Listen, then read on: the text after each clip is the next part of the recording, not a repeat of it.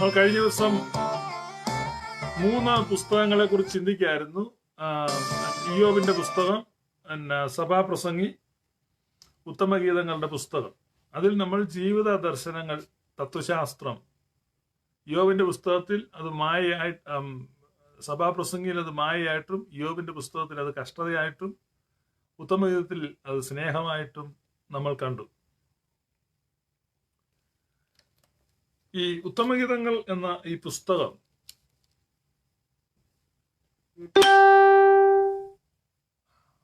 ലോകത്തിലെ ചരിത്രത്തിൽ ജീവിച്ചിരുന്ന മഹാന്മാരായ എല്ലാ ദൈവഭൃത്യന്മാരുടെയും ഫേവററ്റ് ബുക്കായിരുന്നു ഉത്തമഗീതങ്ങൾ. ഉത്തമഗീതങ്ങൾ എന്ന ഈ പുസ്തകത്തെ കുറിച്ച് നമുക്ക് ഒത്തിരി തെറ്റിദ്ധാരണ നമ്മുടെ ആളുകളുടെ ഇടയിലുണ്ട്. നമ്മുടെ ബൈബിളിൽ തന്നെ അതിന്റെ ഏറ്റവും സെൻട്രൽ ഭാഗത്ത്, ഏറ്റവും ഹൃദയഭാഗത്താണ് ഈ പുസ്തകം സൂക്ഷിച്ചിരിക്കുന്നത്.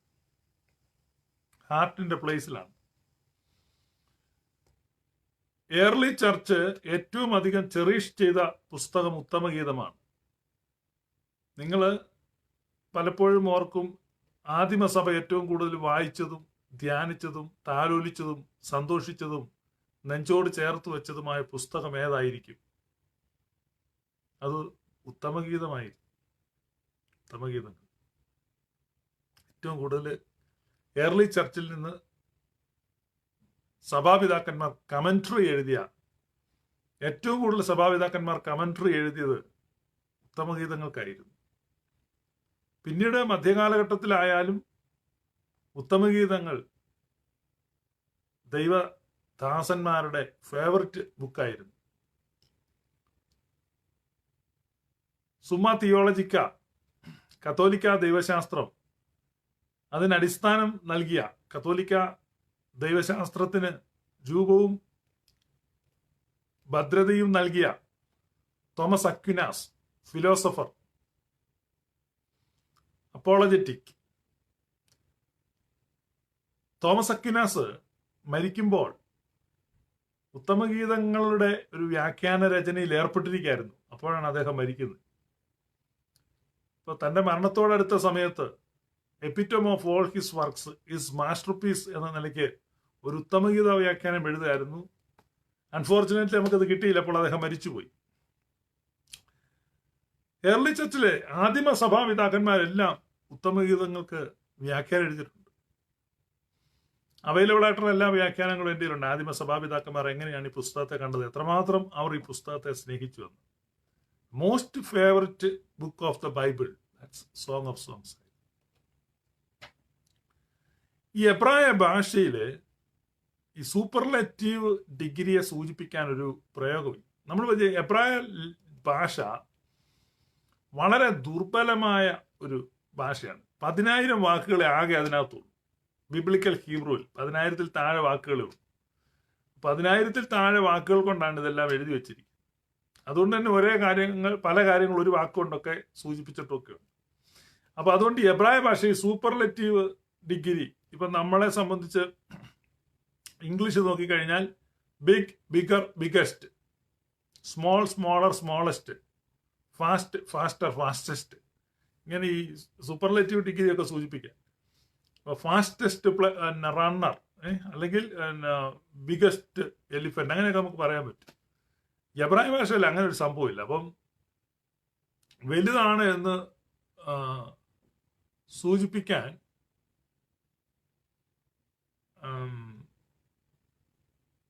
അവരുപയോഗിച്ചിരുന്നത്, ഇപ്പൊ വലിയൊരു രാജാവ്, മഹാരാജാവ്, ഗ്രേറ്റ് കിങ്, ഓക്കെ, ഇത് ഗ്രേറ്റസ്റ്റ് കിങ് വാക്കില്ല. അപ്പൊ അതുകൊണ്ട് അവരുപയോഗിക്കുന്നത് കിങ് ഓഫ് കിങ്സ്, അതാണ് എബ്രായ ഭാഷ അവർ ചെയ്യുന്നത്. ഇപ്പൊ Lord, the Lord of Lord's, രാജാക്കന്മാരുടെ രാജാവ്, അങ്ങനെ അങ്ങ് എഴുതി പിടിപ്പിക്കും. അങ്ങനെയാണ് ആ പ്രയോഗം വന്നത്. ലാംഗ്വേജിന്റെ ഒരു ബലഹീനത. അപ്പൊ അതേ മാതൃകയിൽ ഇവിടെ ശലോമോൻ എഴുതിയിരിക്കുകയാണ്, സോങ് ഓഫ് സോങ്സ്, പാട്ടുകളുടെ പാട്ട്, ഗാനങ്ങളിലെ ഗാനം എന്ന് പറഞ്ഞാൽ ഏറ്റവും ശ്രേഷ്ഠമായ ഗാനം. മലയാളത്തിൽ വന്നപ്പോൾ അത് തർജ്ജമ ചെയ്തു ഉത്തമഗീതം. That's good, very brilliant translation. ഏറ്റവും ശ്രേഷ്ഠമായ ഗാനമാണ് മ്യൂസിക്. ഈ മ്യൂസിക് കൊണ്ടാണ് ദൈവം ലോകത്തെ, ഈ പ്രപഞ്ചത്തെ സൃഷ്ടിച്ചത് എന്ന് ചിലപ്പോൾ തോന്നും. മ്യൂസിക് കൊണ്ട്.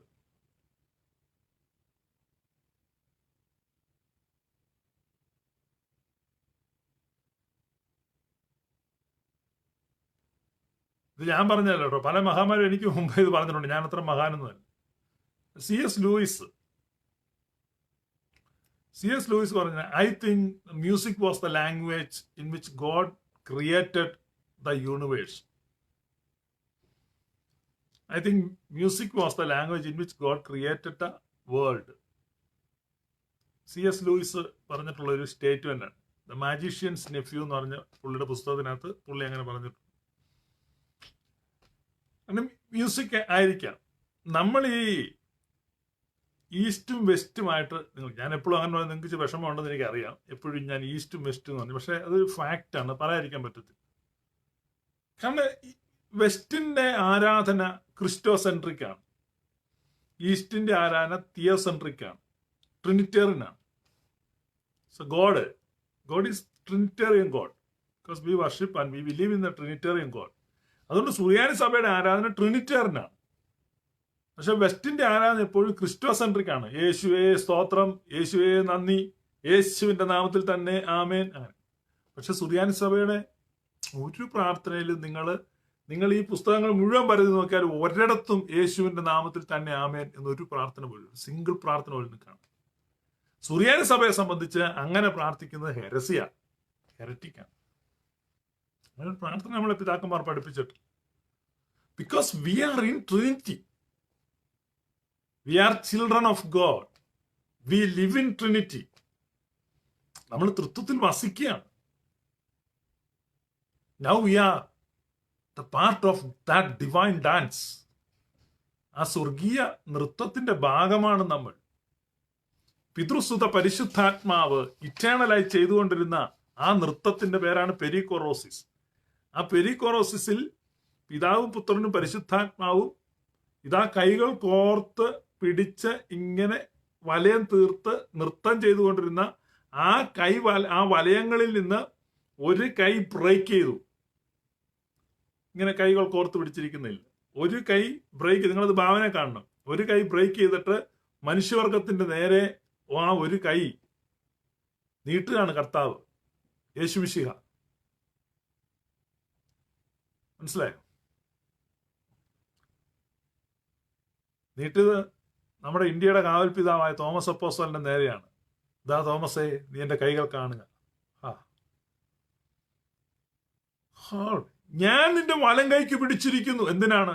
ഈ നൃത്തത്തിലേക്ക് നമ്മളെ ക്ഷണിക്കുകയാണ്. വലം കൈക്ക് പിടിക്കുക, ഈ നൃത്തത്തിലേക്ക് നമ്മെ ക്ഷണിക്കുകയാണ്. ഞാൻ വാതിൽക്കൽ നിന്ന് മുട്ടുന്നു. Those who recognize his voice, yes, എന്റെ ആടുകൾ എന്റെ ശബ്ദം തിരിച്ചറിയും. നല്ല ഇടയം വിളിക്കുകയാണ്. ആ ശബ്ദം കേട്ടിരിക്കുന്നവർ now they are dancing with the Trinity. അപ്പൊ ആ ട്രിനിറ്റേറിയൻ ഡാൻസിലേക്ക്, ഇറ്റേണൽ ഡാൻസിലേക്ക് നമ്മൾ എന്ത് ചെയ്തിരിക്കുകയാണ്? പ്രവേശിച്ചിരിക്കുകയാണ്. അപ്പൊ ആ ഇറ്റേണൽ ഡാൻസിൽ പ്രവേശിച്ചിരിക്കുന്ന ആ പ്രാർത്ഥനയുടെ പ്രതിധ്വനിയാണ് സുറിയാനി സഭയുടെ പ്രാർത്ഥന. അതുകൊണ്ടാണ് യേശുവിന്റെ നാമത്തിൽ തന്നെ ആമേൻ എന്ന് അവർ പ്രാർത്ഥിക്കാറ്.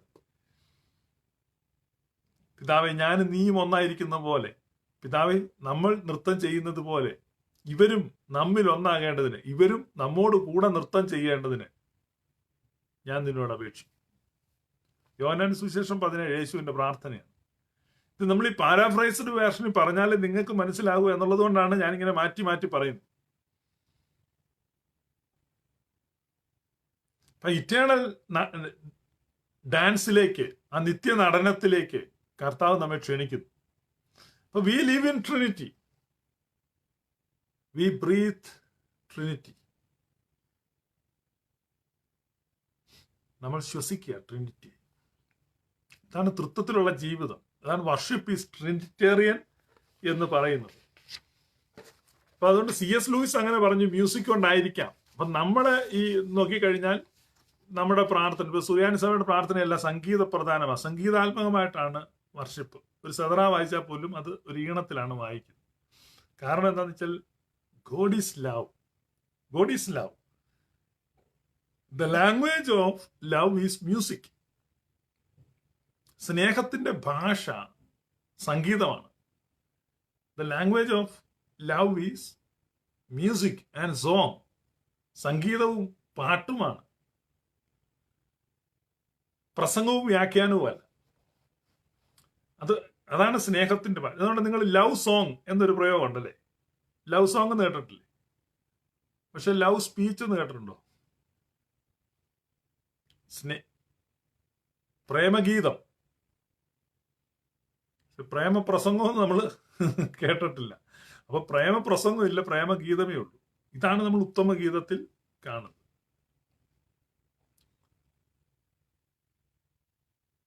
ഡിവൈൻ ലവ് സോങ്, സ്വർഗീയ പ്രണയഗീതം, സ്വർഗീയ പ്രണയഗീതം. അപ്പൊ അതിലേക്കാണ് കർത്താവ് നമ്മളെ ഇൻവൈറ്റ് ചെയ്തിരിക്കുന്നത്. അപ്പൊ ഇവിടെ നമ്മൾ സംഗീതത്തെ പറ്റി പഠിക്കുമ്പോൾ നമ്മുടെ ചിന്ത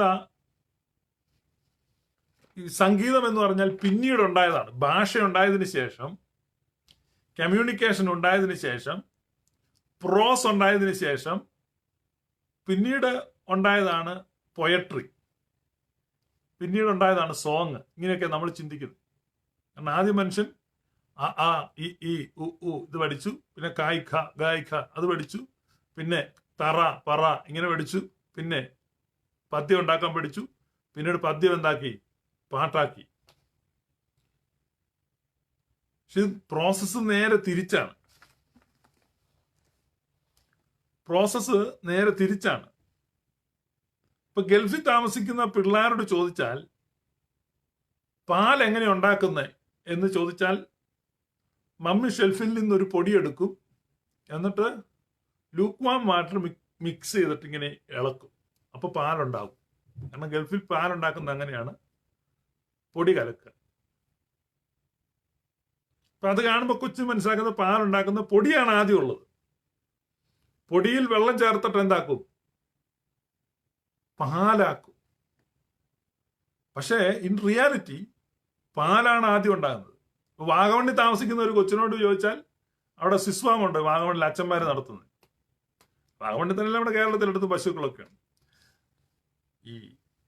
അപ്പൊ അവിടെ ചോദിച്ചു കഴിഞ്ഞാൽ പറയും പാലാണ് ആദ്യം ഉള്ളത്.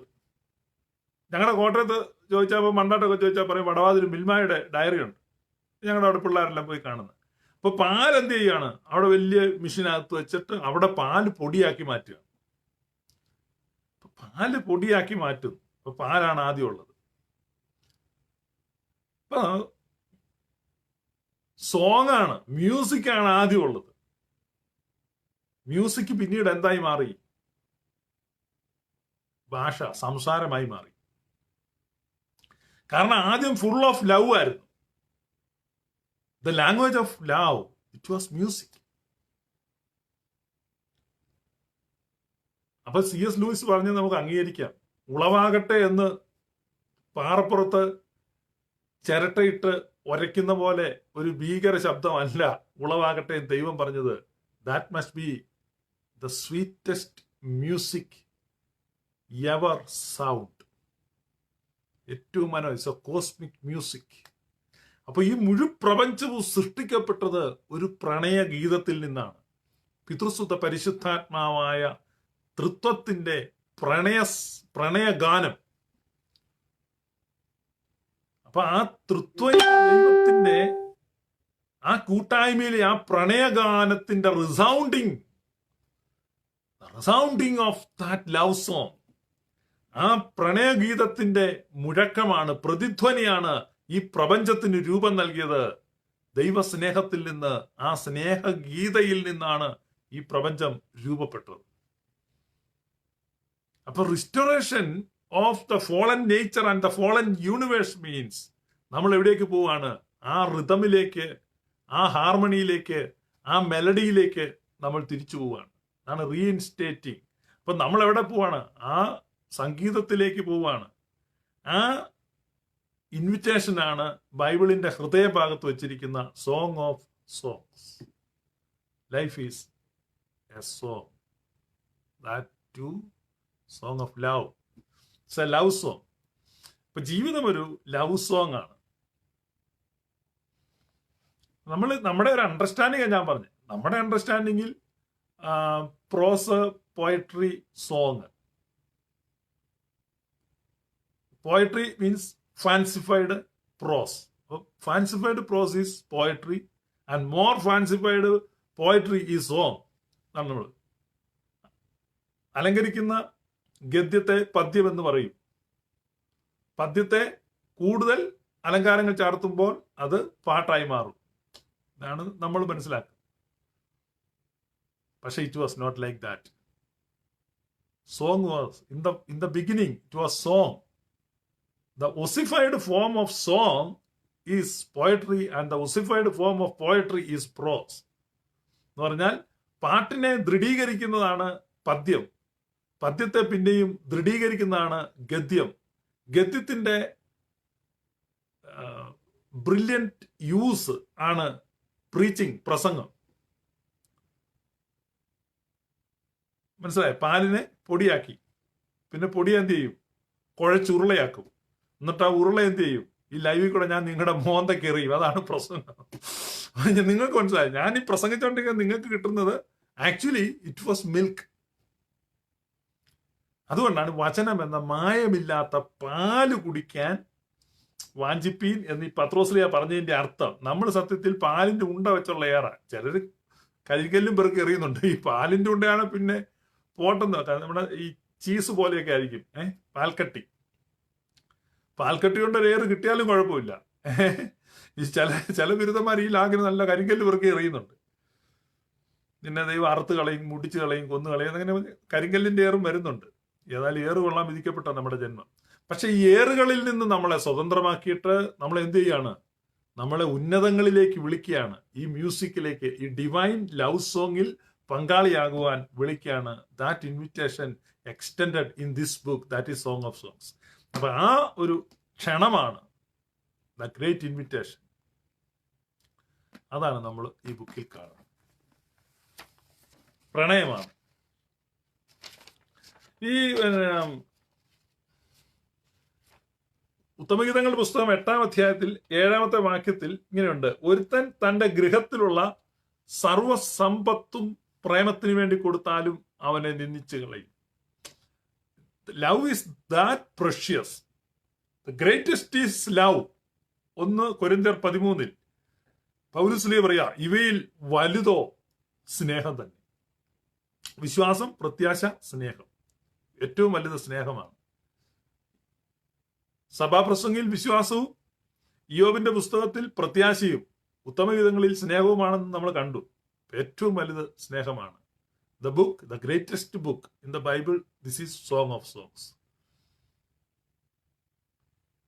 ദൈവം എന്ന വാക്ക്, ദൈവം എന്ന പദം ഇല്ലാത്ത ബൈബിളിലെ ഏക പുസ്തകമാണ് ഉത്തമഗീതം.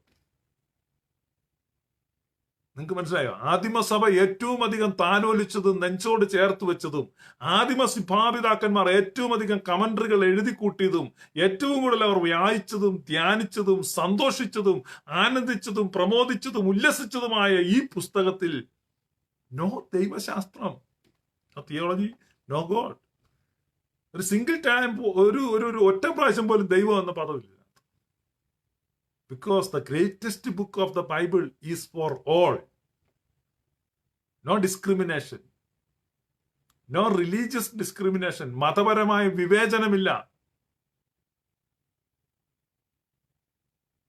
നിങ്ങൾ മനസ്സിലാക്കണം, ഏറ്റവും സ്ട്രിക്റ്റ്, ഏറ്റവും റിലീജിയസ് ആയിട്ടുള്ള യഹൂദന്റെ മതഗ്രന്ഥത്തിനകത്താണ് ഈ പുസ്തകം ഇരിക്കുന്നത്. അപ്പൊ this is the most important book, because this book reflects the heart of God. ദൈവത്തിന്റെ ഹൃദയത്തെ പ്രതിഫലിപ്പിക്കുകയാണ്. ദൈവത്തിന്റെ ഹൃദയത്തെ പ്രതിഫലിപ്പിക്കുന്ന ഈ പുസ്തകം, ആ പുസ്തകത്തിനകത്ത് എന്തില്ല? ദൈവം എന്ന പദമില്ല. ചില മണ്ടന്മാര് ചോദിക്കാറുണ്ട്, ട്രിനിറ്റി എന്ന വാക്ക് ബൈബിളിലുണ്ടോ? തൃത്വം എന്ന വാക്ക് ബൈബിളിലുണ്ടോ? അപ്പൊ നമുക്ക് ചോദിക്കാം, ഈ ഉത്തമഗീത എന്ന പുസ്തകത്തിൽ ദൈവം എന്ന പദം ഉണ്ടോ? ഒറ്റ പ്രാവശ്യമില്ല. പിന്നെ എങ്ങനെയാ ഈ പുസ്തകം ബൈബിളിൽ വന്നേ?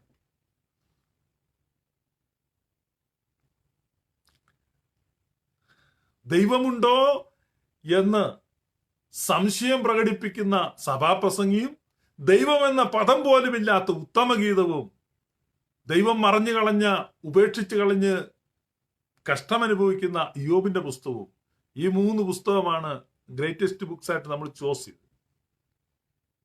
ഇവിടെ ഈ പുസ്തകത്തിൽ നമ്മൾ ദൈവം, ചില ആളുകൾ പറയുമ്പോൾ എസ്തേറിന്റെ പുസ്തകത്തിനകത്ത് ദൈവം എന്ന പദമില്ല എന്ന് ചിലപ്പോൾ പറയായിരിക്കും. അത് ഷോർട്ട് എഡിഷൻ ആണ്. Edited version of Esther has no word God in it, but full version of Esther, അതായത് ശരിക്കും അപ്പോസ്തലിക സഭകളുടെ എസ്തർ എന്ന പുസ്തകത്തിനകത്ത് ഗോഡ് എന്ന വാക്കുണ്ട്. അതുകൊണ്ടാണ് ഈ ഉത്തമഗീതം മാത്രമാണ് ഞാൻ പറഞ്ഞത്. അപ്പൊ ഉത്തമഗീതങ്ങളുടെ പുസ്തകത്തെ ഇപ്പൊ ദൈവം എന്ന പദം അതിനകത്ത് ഇല്ല. പക്ഷേ 1-ാമത്തെ അധ്യായം 1-ാമത്തെ വരി തൊട്ട് അവസാനത്തെ അധ്യായം അവസാനത്തെ വരിയിൽ മുഴുവൻ ദൈവമാണ്. ദൈവമാണ്, ആ പുസ്തകം മുഴുവൻ ദൈവമാണ്. കാരണം ദൈവം സ്നേഹമാകുന്നു. അതിൽ മതങ്ങളുടെ നിബന്ധനയില്ല. അപ്പൊ ഈ ഉത്തമഗീതങ്ങളുടെ പുസ്തകത്തിൽ അതാണ്, ആ ദൈവം എന്ന പദമില്ല എന്ന് പറഞ്ഞാൽ മതത്തിന്റെ പിടിവാശിയില്ല. സ്നേഹത്തിന്റെ തഴുകലും തലോടലും സ്വാന്തനവും ഊഷ്മളതയും ആലിംഗനങ്ങളും ആണ് ഉത്തമഗീതം എന്ന ഈ പുസ്തകത്തിൽ കാണുന്നത്. ഇത് ദൈവത്തിന് മനുഷ്യനോടുള്ള സ്നേഹമാണ്, അല്ലാതെ ദൈവത്തിന് യഹൂദനോടുള്ള സ്നേഹമല്ല. ദൈവത്തിന് മനുഷ്യവർഗത്തോടുള്ള സ്നേഹമാണ്, അല്ലാതെ ദൈവത്തിന് ക്രിസ്ത്യാനികളോടുള്ള സ്നേഹമല്ല. അതുകൊണ്ട് ഈ ഉത്തമഗീതങ്ങളുടെ എന്ന പുസ്തകം, this is the gospel in the Old Testament. ഇതാണ് പഴയ നിയമത്തിലെ സുവിശേഷം. നിങ്ങളുടെ അക്രൈസ്തവനായ ഒരു സുഹൃത്തിനോട് if you want to share the gospel, this is the gospel, the love song, the divine love song, eternal love song. ഈ സ്നേഹത്തിന്റെ ഈ ഗാനത്തിലേക്കാണ് എല്ലാവരെയും ദൈവം ഇൻവൈറ്റ് ചെയ്യുന്നത്. ഞാൻ പറഞ്ഞല്ലോ, കൊല്ലപ്പെടുന്ന രക്തസാക്ഷികൾ പാടിക്കൊണ്ട് പോയത് ഉത്തമഗീതമാണ്. It is not an erotic song. ഒത്തിരി ആളുകൾ ഇതിനെ വികലമായിട്ടൊക്കെ ചിത്രീകരിക്കുന്നുണ്ട്. കഴിഞ്ഞ ഇടയ്ക്ക് ഒരു തർക്കം ഉണ്ടായിരുന്നു. അപ്പൊ ഒരാൾ പറഞ്ഞു ഇത് സ്ത്രീ പുരുഷ ദാമ്പത്യ ബന്ധത്തിലെ ശാരീരിക ബന്ധത്തെ പഠിക്കാനുള്ള ഒരു കൈപ്പുസ്തകമാണ്, ഒരു ബ്രദറൻകാരൻ പറഞ്ഞാണ്. അപ്പൊ അത്ര വികലമായിട്ടാണ് അവർ മനസ്സിലാക്കുന്നത്. അവരവർക്ക് ഇഷ്ടമുള്ള രീതിയിൽ ഇത് മനസ്സിലാക്കാം. അപ്പൊ ഈ ഉത്തമഗീതങ്ങളുടെ പുസ്തകത്തിൽ നിശ്ചയമായിട്ടും മനുഷ്യനുമായിട്ടുള്ള ബന്ധത്തെ മനസ്സിലാക്കാം, ഭാര്യാഭർത്തൃ സ്നേഹബന്ധത്തെ മനസ്സിലാക്കാം, അത് മനസ്സിലാക്കേണ്ടവർക്ക് മനസ്സിലാക്കാം. പക്ഷേ ഇത് ultimately it is between God and the soul. Is the lover of my soul, is the lover of my soul. ആ ഒരു അണ്ടർസ്റ്റാൻഡിങ്ങിലേക്ക് വിശ്വാസിയെ ഉയർത്തുന്ന പുസ്തകമാണ്. അതുകൊണ്ടാണ് പീഡനം അനുഭവിച്ച സഭ, ആദിമസഭ, അല്ലാതെ ഹെൽത്തും വെൽത്തും പ്ലഷറുമായിട്ട് മതിച്ചു കുളച്ച് തിന്നുക കുടിക്കുക ആനന്ദിക്കുക എന്ന് പറഞ്ഞ ഒരു യുഗത്തിലെ ആളുകളല്ല ഈ പുസ്തകത്തെ താലോലിച്ചത്. മറിച്ച് ദിനം പ്രതി കൊല്ലപ്പെട്ടവർ, ആടുകളെ പോലെ ദിനം പ്രതി കൊല്ലപ്പെട്ടവർ, കൊലക്കളങ്ങളിലേക്ക് വലിച്ചിഴക്കപ്പെട്ടവർ, കൊള്ളയടിക്കപ്പെട്ടവർ, പലായനം ചെയ്യപ്പെടേണ്ടി വന്നവർ, വസ്തുവകകൾ അഗ്നിക്കിരയാക്കുന്നത്, പ്രിയപ്പെട്ടവർ കൊല്ലപ്പെടുന്നത്, നിസ്സഹായതയോടെ നോക്കി നിൽക്കേണ്ടി വന്നവർ, മാരടങ്ങളിൽ നിന്ന് പിഞ്ചു കുഞ്ഞുങ്ങൾ പറിച്ചെടുക്കുന്നത് കണ്ട നിലവിളിച്ച സ്ത്രീകൾ, അവരുടെ സഭയാണ് ആദിമസഭ. ആ ആദിമസഭ ചെറിഷ് ചെയ്ത ബുക്കാണ് സോങ് ഓഫ് സോങ്സ്. ആദിമസഭയിൽ നിന്ന് പിതാക്കന്മാരുടെ രചനകളിൽ നിന്ന് അവശേഷിച്ചവ നാം തെപ്പിയെടുക്കുമ്പോൾ അവരുടെ കണ്ണുനീരും അവരുടെ രക്തവും പുരണ്ട ഉത്തമഗീതത്തിന്റെ വ്യാഖ്യാന ഗ്രന്ഥങ്ങളുടെ പതിപ്പുകളാണ് നമുക്ക് കിട്ടിയിട്ടുള്ളത്. അതുകൊണ്ട് ഈ book, this is the most important book in the Bible and this book reflects the heart of God. ദൈവത്തിന്റെ ഹൃദയത്തെ പ്രതിഫലിപ്പിക്കുന്ന പുസ്തകമാണ്. അപ്പൊ ഈ പുസ്തകത്തോടുള്ള നിങ്ങളുടെ മനോഭാവം മാറട്ടെ. ഈ പുസ്തകത്തെ സ്റ്റാർട്ട് ലവിങ് ദിസ് സോങ്. അപ്പൊ ഞാൻ പറഞ്ഞു, ഇതിപ്പം നമുക്ക് എങ്ങനെ വേണേലും കാണാം. അതായത് ദൈവത്തിന് മനുഷ്യനോടുള്ള സ്നേഹമായിട്ടോ മനുഷ്യന് മനുഷ്യനുള്ള നിങ്ങൾക്ക് ഇഷ്ടം. കാരണം ആദിമ സഭ ബൈബിൾ വ്യാഖ്യാനിക്കുക എന്ന് പറഞ്ഞാൽ ഈ നിങ്ങൾക്കറിയാമല്ലോ ഇന്റർപ്രറ്റ് ചെയ്യുക അല്ലെ, വ്യാഖ്യാനം. ഈ വ്യാഖ്യാനിക്കുന്നതിനൊരു ശാസ്ത്രമുണ്ട്. ഈ ആധുനിക തിയോളജിമാർ രൂപപ്പെടുത്തിയിട്ടുണ്ട്. തിയോളജിയിൽ ഒരുപാട് ബ്രാഞ്ചസ് ഉണ്ട്. ഇപ്പൊ തിയോളജി എന്ന് പറഞ്ഞാൽ ദൈവത്തെക്കുറിച്ച് പഠിക്കുന്നതാണ്, ദൈവശാസ്ത്രമാണ് തിയോളജി. പിന്നീട് ഇപ്പൊ ബൈബിളിനെ കുറിച്ച് പഠിക്കാൻ ഒരു ബിബ്ലിയോളജി എന്ന് പറയും. മിഷനെ കുറിച്ച് പഠിക്കുന്നതിന് മിസിയോളജി എന്ന് പറയും. ഇപ്പൊ ക്രിസ്തുവിനെ കുറിച്ച് പഠിക്കുന്നതിന് ക്രിസ്റ്റോളജി, പരിശുദ്ധാത്മാവിനെ കുറിച്ച് പഠിക്കുന്നതിന് ന്യൂമാറ്റോളജി എന്നാണ് പറയുന്നത്. സഭയെക്കുറിച്ചുള്ള പഠനങ്ങൾക്ക് എക്ലീഷിയോളജി, ഭാവി കാലത്തെക്കുറിച്ച് പഠിക്കുന്നതിന് എസ്കറ്റോളജി എന്ന് പറയും. രക്ഷയെക്കുറിച്ച് പഠിക്കുന്നതിന് സൊറ്റീരിയോളജി എന്നാണ് പറയുക. അങ്ങനെ ഓരോരോ ഓളജികളുണ്ട്. മനുഷ്യനെ കുറിച്ച് പഠിക്കുമ്പോൾ അതിനെ പറയുന്ന ആന്ത്രോപോളജി എന്നാണ് പറയുന്നത്. അങ്ങനെ ഡിഫറെന്റ് ഓളജികളുണ്ട്. ഭൂതങ്ങളെ കുറിച്ച് പഠിക്കുമ്പോൾ ദി ഡീമണോളജി, ഒരുപാട് ഓളജികൾ അങ്ങനെയുണ്ട്. പക്ഷേ പിന്നെ ആദിമസഭയ്ക്ക് അങ്ങനെ അധികം ഓളജി ഒന്നുമില്ല. അവർക്ക് 4. അപ്പൊ ഇങ്ങനെ ഈ വ്യാഖ്യാനിക്കുന്നതിനെ പറയുന്നതാണ് ഹെർമിന്യൂട്ടിക്സ്. നിങ്ങൾക്ക് പരിചയമില്ലാത്തവർക്കാണ് ഞാൻ ഈ പദം പറയുന്നത് കേട്ടോ. മിക്കവാറും ആളുകൾക്കൊക്കെ അറിയാവുന്നവരാണ്, ആർക്കെങ്കിലും അറിയത്തില്ല. ഹെർമിന്യൂട്ടിക്സ്, വ്യാഖ്യാന ശാസ്ത്രം. അപ്പൊ ഹെർമിന്യൂട്ടിക്സിന് ഒരുപാട് സങ്കേതങ്ങളുണ്ട്. ഹെർമിന്യൂട്ടിക്സ് മെത്തേഡ്സ്. അപ്പം ലിറ്ററൽ ഇന്റർപ്രിട്ടേഷൻ, ഹിസ്റ്റോറിക്കൽ ഇന്റർപ്രിട്ടേഷൻ, അങ്ങനെ ഒരുപാട് method. Inductive method of interpretation, allegorical method of interpretation, ഒത്തിരി മെത്തേഡ്സ് ഉണ്ട്. പക്ഷെ ആദിമസഭയിൽ 4 മെത്തേഡാണ്. ഞാൻ എപ്പോഴും ആദിമസഭ ബൈബിൾ വ്യാഖ്യാനിച്ച രീതി അത് മാത്രമാണ് ഞാൻ. I'm not bothered about the modern findings and modern classifications. ഈ ആധുനിക കാലത്ത് ഇവർ തിരിച്ചിരിക്കുന്ന 8 രീതിയിലുള്ള interpretation I just don't bother about that. ഞാൻ ആദിമസഭയിൽ അവർ 4 രീതിയിൽ ബൈബിളിനെ കണ്ടിരുന്നു. 4 രീതിയിൽ വ്യാഖ്യാനിക്കാം എന്ന് അവർ പറഞ്ഞിരുന്നു. ഒന്നാമത്തത് ലിറ്ററൽ മെത്തേഡ് ഓഫ് ഇന്റർപ്രിട്ടേഷൻ ആണ്. ആക്ഷരിക വ്യാഖ്യാനം എന്ന് പറഞ്ഞാൽ ബൈബിളിൽ എഴുതപ്പെട്ടിരിക്കുന്നത് എന്താണോ അത് അതേപടി മനസ്സിലാക്കുക. അതാണ് ലിറ്ററൽ മെത്തേഡ് ഓഫ് ഇന്റർപ്രിട്ടേഷൻ. ഒന്നാമത്തെ ഇന്റർപ്രിട്ടേഷൻ ആണ് ലിറ്ററൽ മെത്തേഡ്. ലിറ്ററൽ മെത്തേഡ് എന്ന് പറഞ്ഞാൽ ഇത്രയേ ഉള്ളൂ, എഴുതിയിരിക്കുന്ന ലെറ്റർ അതേപടി മനസ്സിലാക്കുക. രണ്ടാമത്തെ മെത്തേഡാണ് typological method of interpretation. Typology എന്നാ പറയുക. ടൈപ്പോളജി എന്ന് പറഞ്ഞാൽ പഴയ നിയമത്തിലെ നിഴലും പൊരുളുമായിട്ട്, അതായത് പഴയ നിയമത്തിൽ എഴുതപ്പെട്ട ഒരു കാര്യം അത് പൊരുൾ നമുക്ക് പുതിയ നിയമത്തിൽ കാണാം. അപ്പോൾ പഴയ നിയമത്തിലെ ആ വാക്യം വായിക്കുമ്പോൾ പുതിയ നിയമത്തിലെ പൊരുളുമായിട്ട് കണക്ട് ചെയ്തിട്ട് പഠിക്കുന്നതാണ്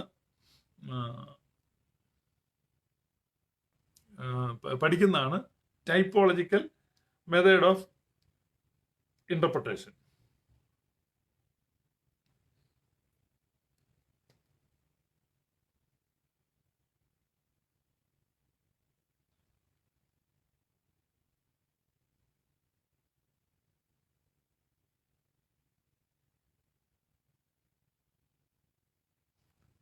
മൂന്നാമത്തെ മെത്തേഡ് ദ ട്രോപ്പോളജിക്കൽ മെത്തേഡ് എന്നാണ് പറയുന്നത്. അതെന്താണ് ട്രോപ്പോളജിക്കൽ മെത്തേഡ് എന്ന് പറഞ്ഞാൽ, ഒരു ബൈബിൾ വാക്യം കണ്ടു കഴിയുമ്പം അതിനകത്ത് നിന്ന് നമുക്കുള്ള സന്ദേശം എന്താണെന്ന് മനസ്സിലാക്കിയെടുക്കുക എന്ന് പറഞ്ഞാൽ ധാർമ്മിക സൂചികയാണ് ആ വാക്യം നമുക്ക് ഉയർത്തി വെക്കുന്നത്. ധാർമ്മിക സന്ദേശം, മോറൽ ഓഫ് ദാറ്റ് വേർഡ്സ്. നാലാമത്തെ മെത്തേഡ് അനഗോഗിക്കൽ മെത്തേഡാണ്. അനഗോഗിക്കൽ. ഇപ്പൊ നിങ്ങൾ ഇന്റർപ്രിട്ടേഷൻ മെത്തേഡ്സ് ഓഫ് ഇന്റർപ്രിട്ടേഷൻ നോക്കിയാൽ ഒരുപക്ഷെ ഇത് കാണത്തില്ല, നിങ്ങൾക്ക് മോഡേൺ ഇതാ കാണാൻ പറ്റും. അപ്പം ആദിമസഭയിൽ ബൈബിൾ നോക്കുമ്പോൾ ഈ 4 രീതിയിലാണ് അവർ വ്യാഖ്യാനിച്ചത്. മധ്യകാലഘട്ടത്തിലും ഈ 4 രീതിയാണ് അവർ അവലംബിച്ചത്. അപ്പൊ ഇത്രേ ഉള്ളൂ 4 രീതി. ഒന്ന് ലിറ്ററൽ മെത്തേഡ്, ആക്ഷരിക വ്യാഖ്യാനം. എന്തെഴുതിയിരിക്കുന്നോ അതങ്ങനെ മനസ്സിലാക്കുക, ആക്ഷരിക വ്യാഖ്യാനം. 2 ആലങ്കാരിക വ്യാഖ്യാനം അല്ലെങ്കിൽ ടൈപ്പോളജിക്കൽ. അപ്പൊ ലിറ്ററൽ, ടൈപ്പോളജിക്കൽ. മൂന്നാമത്തെ വരുമ്പോൾ ട്രോപ്പോളജിക്കൽ ആണ്. എന്ന് പറഞ്ഞാൽ അതിനകത്തെ മോറൽ മനസ്സിലാക്കുക. ഒരു വാക്യമുണ്ടെങ്കിൽ ആ വാക്യത്തിലെ മോറൽ എന്താണെന്ന് മനസ്സിലാക്കുക, ട്രോപ്പോളജിക്കൽ.